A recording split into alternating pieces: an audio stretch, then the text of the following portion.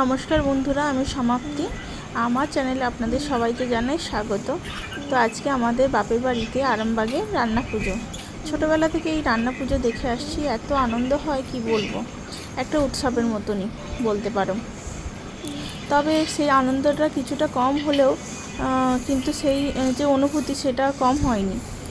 আনন্দটা কম হওয়ার এটা কারণ যে আগে যেরকম পিসিমণির মেয়েরা বা আমরা ছোট ছিলাম যে মজাটা হতো, এখন আর সেই মজাটা হয় না, কারণ যে যার মতো যে যার কাজে যে যার জায়গায় রয়েছে।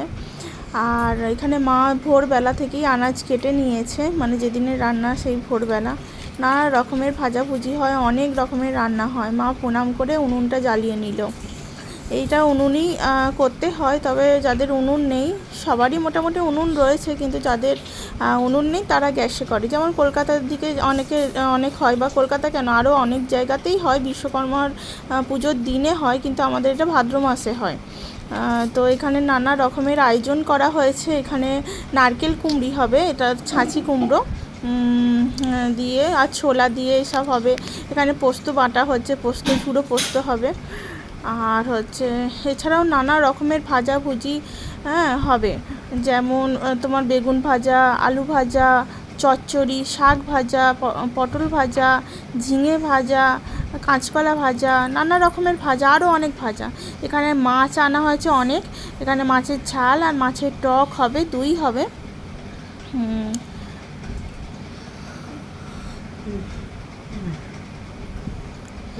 এখানে আবার বাপি আরও মাছ এনে হাজির, যে আরও মাছ দিয়ে মাছের টক আর ঝাল করার জন্য। তো অনেক লোকই আসবে, নিমন্ত্রণ করা হয়ে গেছে, আসবে।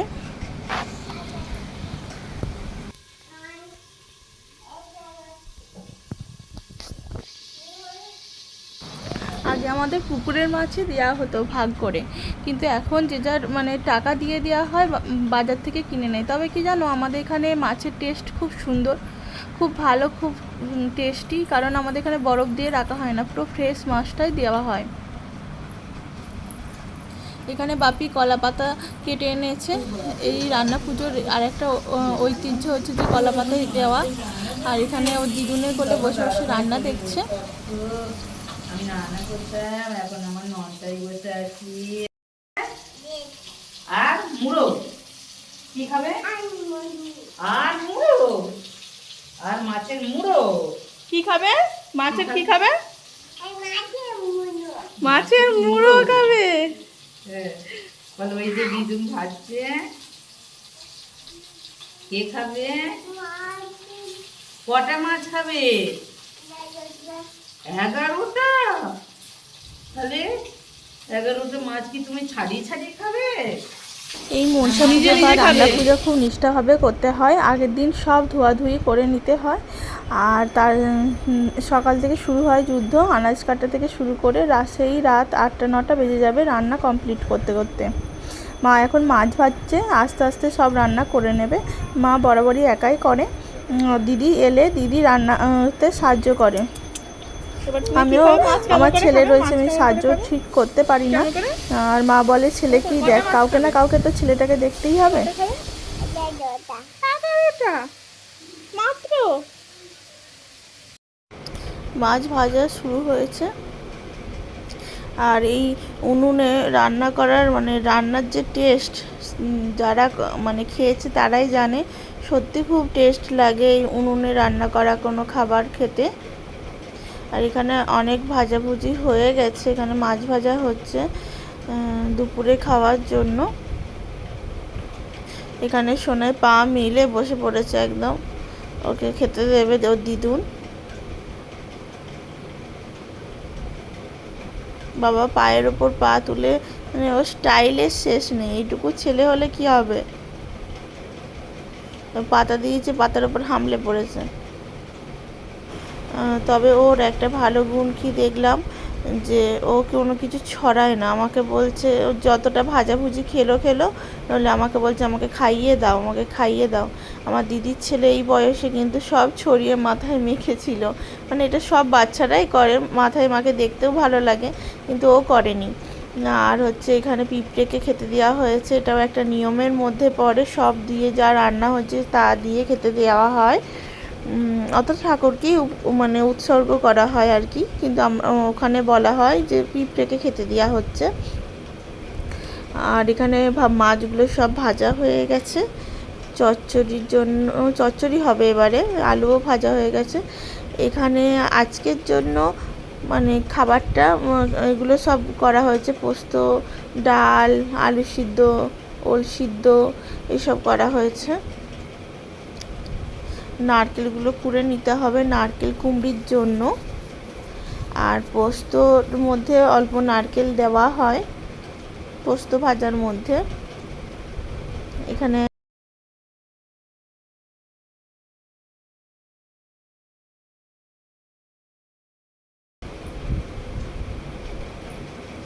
এখানে যে পোস্ত ভাজা হচ্ছে, মা পোস্ত ভাজছে।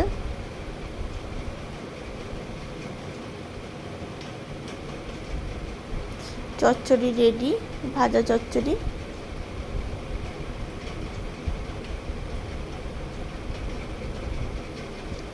এই পোস্তটা খেতে দারুণ লাগে, তবে এই পোস্ত আজকে আমরা খাবো না, এইটা কালকের জন্য, আজকে পোস্ত খেতে নেই।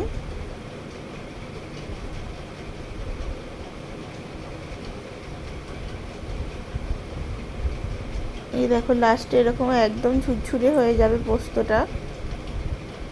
আর এখানে হচ্ছে তোমার ওলের বড়া হবে, তালের বড়া হবে, দুটোই হবে।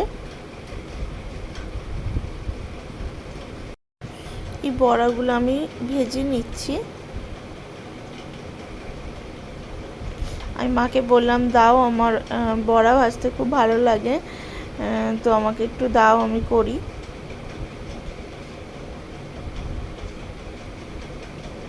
এখানে মোটামুটি সব বড়া রেডি হয়ে গেছে।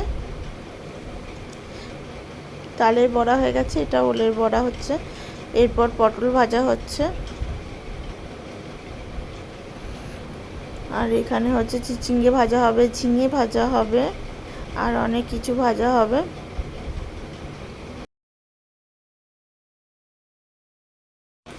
এখানে বেগুন ভাজা হচ্ছে, এইগুলো আমাদের গাছের বেগুন।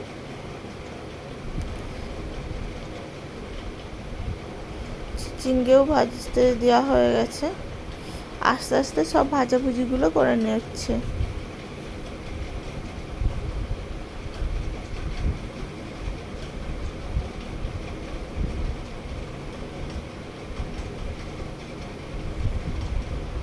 আর এখানে ডাল হচ্ছে।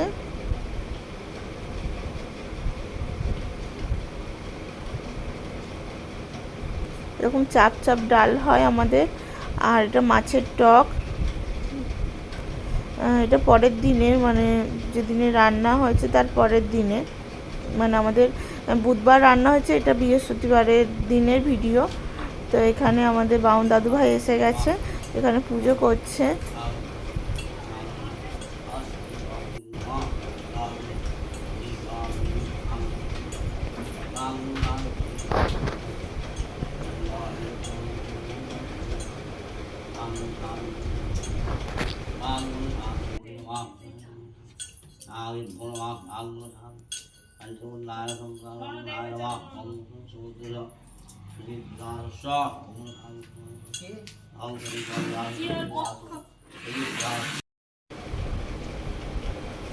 এই যে যেখানে জবা ফুল দেওয়া আছে, এই গাছটা আমরা মনসা গাছ, মনসা ঠাকুর হিসাবে মানি। এখানে পুজো কমপ্লিট। এরপর মা নিজের ঘরের পুজো করবে, উনুন পুজো করবে। এখানে চিড়ে আর গুড় নিয়ে নিয়েছে, দিয়ে পুজো করবে। এইটা প্রসাদ হয়ে যাবে, সবার খাবার আগে এই প্রসাদটা আগে দিতে হয়।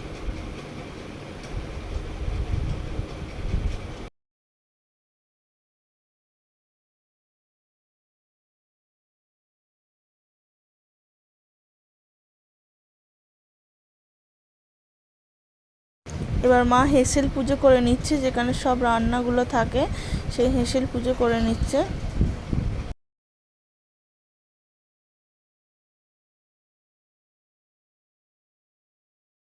সোনাইকে খেতে দিয়েছে, তো আরও অনেক কিছু দেবে পরে। তো এখন নিজের মনের মতো খাচ্ছে, চিড়ে খাচ্ছে, মিষ্টি মিষ্টি পেয়েছে, চিড়ে খাচ্ছে।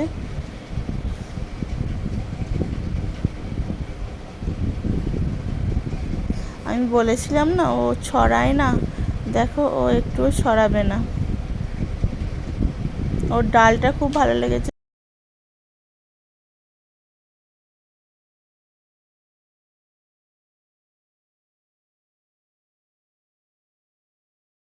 আজ আমাদের বাড়িতে অনেকে খেতে এসেছে, এই যে জেঠিমাও খেতে এসেছে, অনেকেই এসেছে, কিন্তু আমার খুব লজ্জা লাগে খাওয়ার ভিডিও দিতে, বা সে যদি অপরিস্থিতিতে পড়ে একটা মানে খারাপ দেখায়, সবাই তো সবভাবে নেয় না।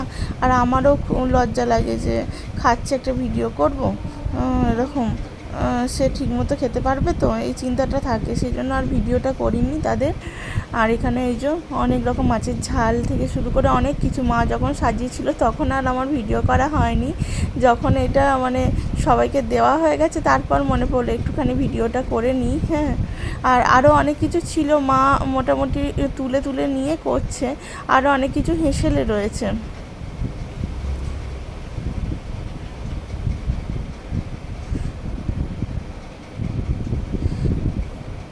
এখানে রয়েছে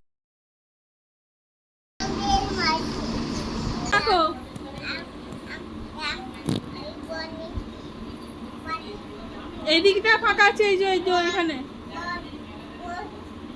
ওই ময়ূরের কাছে আঁকো। এই যে সোনাই দুপুরের ঘুম হয়ে গেছে, তো এখন এই যে ডিজাইন করছে দুয়ারে বসে, এদিকে ঘুরে আঁকো, আর এদিকে ঘুরে আমাকে আঁকো বলছে দেখি। মাছ এঁকে দাও, পমফ্রেট মাছ এঁকে ওদিকে দাও, কি হয়েছে? ময়ূর এঁকে দাও, দিয়ে নিজেই আঁকছে। আজকের মতো ভিডিওটা এখানেই শেষ করলাম। তোমাদের কার কার বাড়িতে রান্না পুজো আছে আমাকে কমেন্টে জানিও কিন্তু, আর ভালো লাগলে লাইক, কমেন্ট আর সাবস্ক্রাইব করে দিও।